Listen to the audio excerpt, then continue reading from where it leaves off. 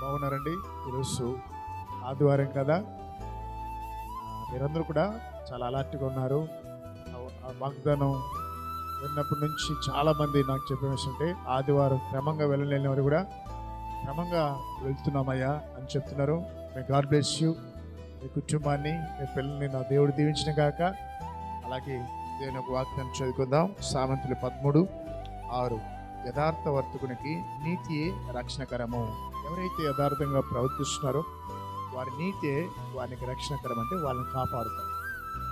ఏమైనా రండి, నీ మీద ఎవరైనా నింద వేయని, డోంట్ వరీ, నీ యథార్థతే నీకు రక్షణ.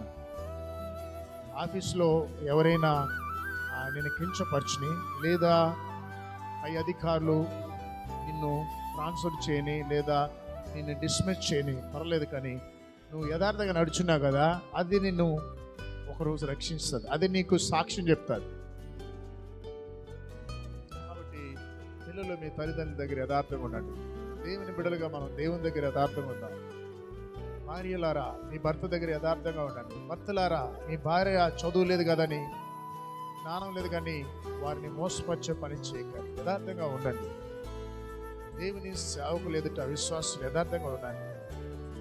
ఎప్పుడైతే మన యథార్థంగా మన వ్యాపారంలో, మన చదువులో ఉంటామో, యవనస్తులు ప్రాముఖ్యంగా మీ పవిత్రమైన జీవితంలో యథార్థంగా బ్రతకండి.